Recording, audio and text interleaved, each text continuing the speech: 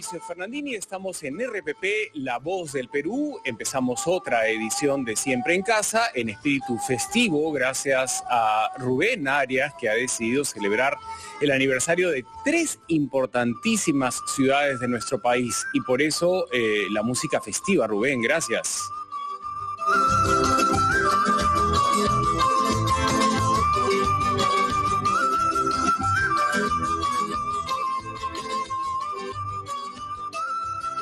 Arequipa, Huánuco y Piura están de aniversario hoy, 15 de agosto. Estábamos acostumbrados a celebrar, ¿no?, con exposiciones masivas de corsos, con miles de bailarines en las calles de estas ciudades que menciono. Pero obviamente la pandemia ha cambiado absolutamente todo, pero no las ganas, ¿no?, de celebrar y de aferrarnos a la esperanza y que vendrán tiempos mejores. Felicidades a nuestros compatriotas de Arequipa, Huánuco y Piura.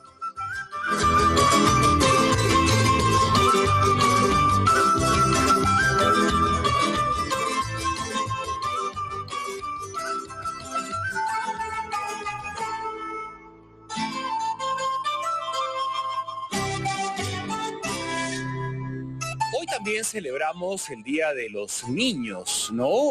Estamos desconcertados porque ellos siempre tienen una carga de energía impresionante que solían, ¿no?, de alguna manera estabilizar a través de esas escapadas al parque, subirse a un árbol o la hora del recreo, que es indispensable, y ya regresaban un poco más neutralizados a las aulas para escuchar la clase de turno. ¿Cómo han manejado esta cuota natural de energía los niños que tienen, genéticamente, ¿no? ¿Qué niño no tiene ganas de salir disparado siempre a jugar, a perseguir a un perro tras una pelota o interactuar con otros niños? La pandemia lo cambió todo, ¿no? Pero universalmente, independientemente de la edad que tengas, el juego está asociado a tu vida. En la adolescencia, en la adultez, en la ancianidad, el juego es algo maravilloso, ¿no? Lo lúdico, que te integra, que te da otros horizontes, que te ayuda a conocerte mejor a ti mismo y que finalmente va en paralelo a la vida. A veces estamos conscientes, en otras no. Los tiempos han cambiado definitivamente la forma de juegos. Vemos que ahora los niños se conectan en línea con un célebre formato llamado Minecraft. Cada uno está en su casa y están jugando sin verse.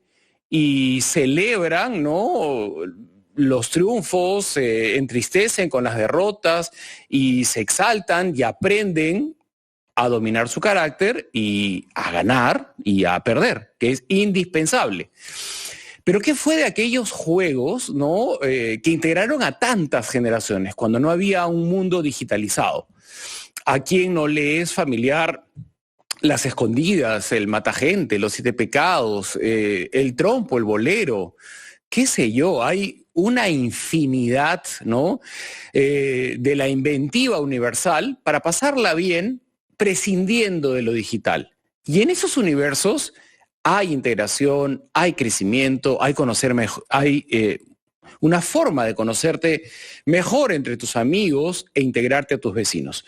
Así es que el Día del Niño, ¿no?, vamos a hablar de los juegos tradicionales y de los juegos vigentes digitales y de cómo finalmente vamos a procesar a esta generación que nació, ¿no?, ya pasó el año de vida y sigue de alguna manera en confinamiento. Lo sacan con absoluto cuidado a relacionarse con el parque de su casa. No han tenido la cantidad de abrazos que los abuelos solían dar en otras etapas, y esto definitivamente que será motivo de estudio, de análisis, y será apasionante saber cómo vamos a procesar posteriormente lo vivido.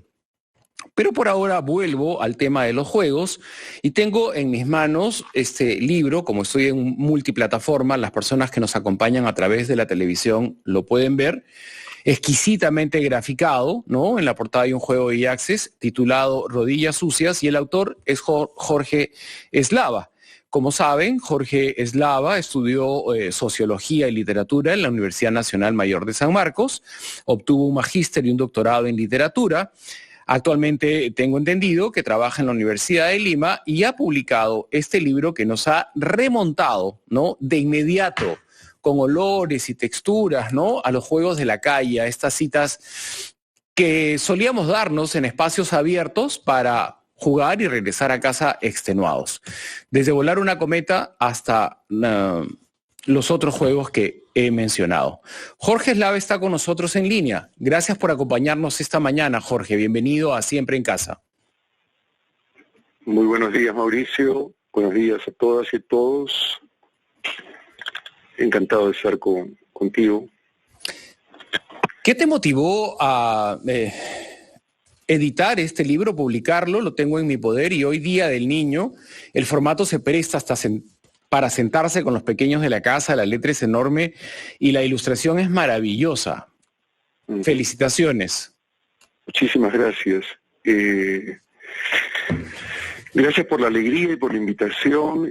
Permíteme enmendar una línea de tu presentación, creo que estarás de acuerdo. Ajá. Nuestra ciudad no ha sido pensada para que los niños jueguen, ni las escuelas siquiera. De modo que no creo que la pandemia lo haya cambiado todo. Ya creo que habían parques enrejados, calles con trancas, hemos vivido una violencia que ha ido restringiendo los espacios de juego de los niños y también de los adolescentes y de los adultos, porque el juego es algo, como lo has dicho tú, consustancial al ser humano. Aprendemos a forjar el carácter, aprendemos a ser un poco más empáticos y menos narcisistas con el juego. Y lo que me motivó es que en la formación de mi personalidad y de mi generación, creo que el juego ha sido fundamental, porque uno aprende los límites de su propia persona y a respetar al otro, y autorregular su conducta también a través del juego y a ser un poco más noble, un poco más solidario. En fin. Sí, de acuerdo contigo, las ciudades no se desarrollan pensando en espacios públicos para integrarnos, es lamentable, y los tiempos violentos además hacen que los padres de familia sean absolutamente restrictivos, ¿no?, con que los niños gocen el mundo exterior, ¿no? Salvo, ¿no?, comunidades muy alejadas donde no hay todavía una vida violenta, los niños abren la puerta de su casa y están realmente dejando volar su imaginación y jugando con la hojita de un árbol o con la propia tierra. Cuando no hay espacios, el niño de manera natural se los inventa. Dentro de la casa, aunque no tenga dónde jugar rayuelo, va a jugar con lo que encuentre. Es algo inherente y hay que estimularlo, inherente a la infancia. Quisiera retomar la conversación contigo luego de escuchar la información comercial. Si lo permites, Jorge, tenemos que hacerlo. Claro que sí.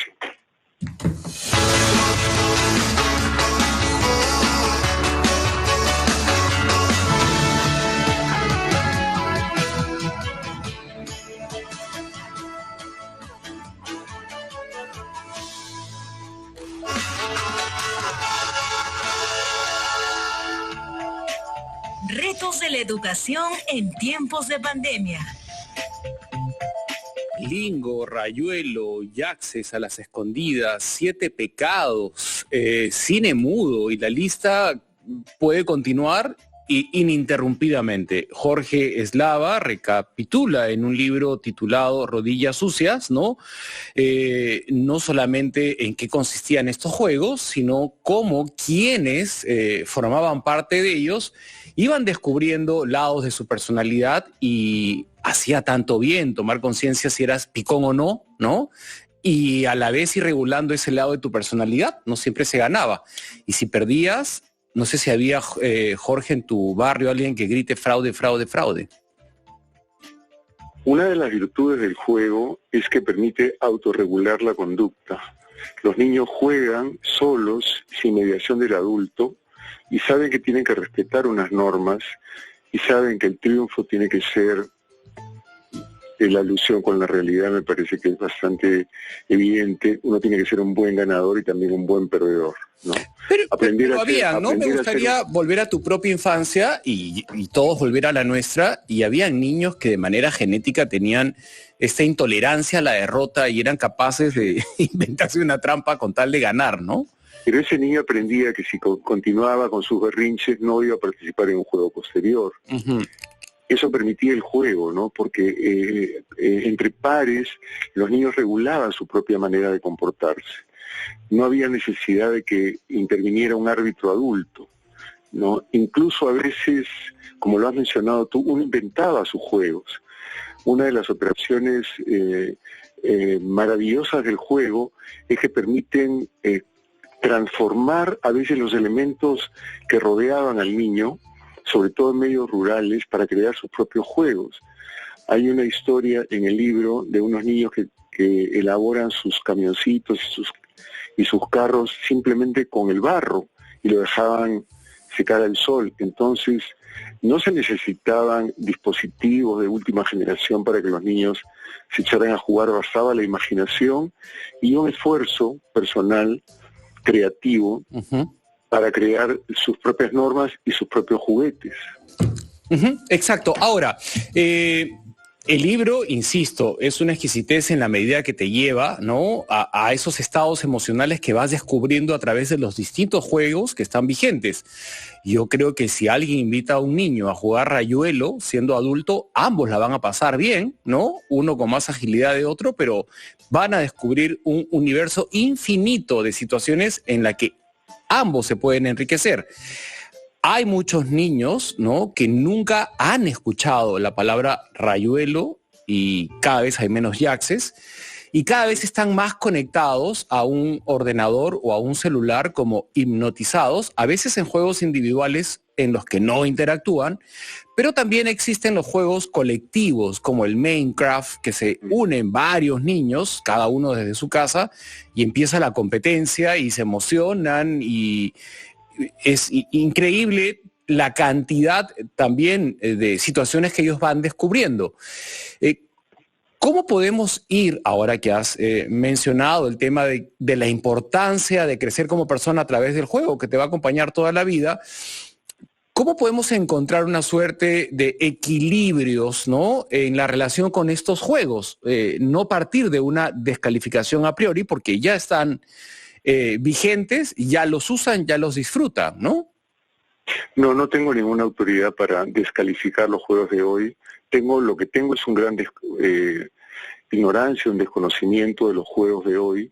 Son juegos, tú has hablado, hipnóticos, sometidos al imperio de la pantalla, uh-huh, que invitan, digamos, al sedentarismo y no al movimiento, que era una característica del juego de antaño. Este libro no solamente tiene una vocación de memoria, sino de recuperar esos juegos para, ojalá pronto que volvamos a una vida más amable, puedan incorporarse de nuevo al barrio, a la quinta, a la escuela, y pensar que la escuela debe ser un lugar, la escuela, el aula incluso, a veces el juego dirigido es una manera fundamental para el aprendizaje. La curiosidad es un elemento bien importante en el juego, y el movimiento. Los niños aprenden a, como dije hace un momento, conocer los límites de su cuerpo y a saber cuáles son las posibilidades que tienen físicas para enfrentar a algunos impulsos o pulsiones ancestrales como el miedo, como el riesgo, ¿no? Ponerse en riesgo en un juego era parte de la adrenalina del juego. Saber hasta dónde podías exigirte, y eso suponía una alegría por el esfuerzo y un regocijo por la conquista de un triunfo, ¿no? Y si no llegaba el triunfo, por lo menos la alegría de haber dado lo máximo, ¿no? Creo que esta interacción con los pares del barrio, con los compañeros de colegio, creo yo que dota de un entusiasmo, una exaltación mayor que estos juegos donde estás simplemente sentado y jugando con rivales que ni siquiera les conoces el rostro. Sí, bueno, yo tampoco me siento con ninguna autoridad para descalificar los juegos cibernéticos. Los contemplo a través de los pequeños de mi familia, veo sus emociones y no les ha quedado otro remedio más que usarlos en tiempos de confinamiento. Ya se instalaron, van a seguir post pandemia, pero sí me parece apasionante, ¿no? Lo presencial como insustituible, ¿no? Lo presencial en el sentido del contacto, el lenguaje corporal con los otros amigos, ¿no? Tocarse, sentirse, verse, ¿no? Es un desarrollo adicional que se está perdiendo en la medida que nos hacemos en pandemia necesariamente videollamadas. Pero ya los estudios sobran, ¿no? En ese sentido, de la importancia y de lo indispensable que es el crecimiento con una educación presencial. Nada la va a sustituir. Lo cibernético podrá ser complementario. De los juegos que has enumerado en Rodillas Sucias, que lo tengo en mi poder,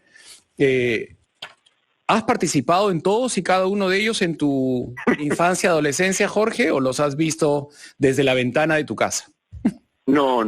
Yo afortunadamente crecí en un barrio donde aprendimos no solamente a jugar, sino también a las primeras enamoraditas y muchos conocimientos que se van adquiriendo primero en la esquina y luego en ese ánimo exploratorio que tiene el adolescente de ir a otros distritos. Todos los he jugado y algunos más.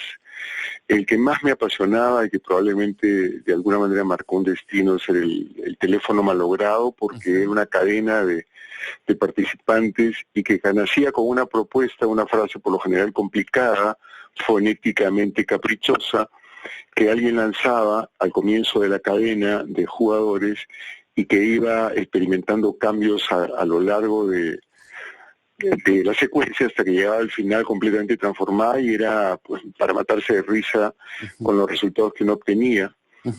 Era uno de mis juegos porque yo no era un niño como mis hermanos especialmente ágil o acrobático, ¿no? Más bien era un niño contemplativo, pero he jugado y he visto jugar todos en mi barrio desde luego, y este libro hermoso, muy bien editado e ilustrado por Andrea que tienes en tus manos, es la primera parte de la entrega, porque viene pronto un segundo libro que se llama Pelos Revueltos, donde son niños más bien de ambiente rural que juegan con los elementos que tienen al alcance de sus manos. Entonces el juego es, como lo dijiste hace un momento, inagotable. La lista es interminable y empecemos por casa, ya se está... estamos imaginando, ilusionándonos con el retorno a clases, porque el juego también está muy vinculado al aprendizaje, ¿no? Esos profesores que entran al aula con el ceño fruncido y de mal humor, sería conveniente recordarles que el juego es fundamental también para el aprendizaje. Apelando un poco a lo que has mencionado, que a diferencia de tus hermanos que tendían a juegos mucho más dinámicos en los que se corría, se subía, se bajaba, y tú preferías el teléfono malogrado, me acuerdo el barco cargado con la letra y el adulto de la casa decía la letra, y los niños teníamos que hacer uso de todo del vocabulario con esa letra. O sea, de alguna manera no se necesita nada para jugar, ¿no? En el sentido... Jugar a las rimas. Ni dinero, ¿no? Solamente buena disposición, ¿no? Sí. E inventiva, ¿no? Y pasarla bien. Y creo, Jorge, sospecho, intuyo, que jugar nos va a ayudar a recuperar la salud emocional perdida, que hay que validar, ¿no? Que no estamos bien. Aquel que diga lo contrario me parece que vivirá en negación, porque en todo el planeta la pandemia nos ha trastocado. Ante eso, jugar, bienvenido sea, y en tu libro hay toda una reflexión en torno a lo sanador que es el juego. Efectivamente es un bálsamo. Es recuperar la alegría, es salir de uno mismo, es establecer vínculo con los demás. Espero que el libro tenga esa recepción, como Sí, como Santa Teresa de Calcuta, digamos, en este momento de pandemia, ¿no? Que sea milagroso su efecto. Uh-huh. Así espero. Y esperamos con ilusión la segunda edición, donde adelantas que te has tomado el tiempo de ver estos juegos lejos de las grandes capitales, en zonas urbanas, y que deben ser encantadores y de una ternura sobrecogedora. Muchísimas gracias y permíteme expresar la alegría de reencontrarme contigo, que nos cruzábamos mucho en la Universidad de Lima. Recuerdo esas frases que cruzábamos hace un par de décadas, creo. Sí, efectivamente tuve un paso breve pero feliz en la Universidad de Lima en el año, no me acuerdo si 94, pero no como alumno, sino es que me invitaron a dictar un taller y nos hemos cruzado ahí y hemos conversado, ¿no? Y me acuerdo nítidamente. Gracias por mencionarlo, Jorge, y esperamos con ilusión la segunda edición. Gracias por recordarnos, ¿no?, lo importante que es jugar y no tomarse tan en serio las cosas. La vida es muy corta como para ser tan solemnes y no apelar a todo tipo de juegos. Gracias, Jorge. Muy bien. El corazón es el mejor lugar de los juegos. Gracias. Sin duda, gracias. Un abrazo. Siempre en casa va a continuar luego de escuchar la información de nuestros anunciantes.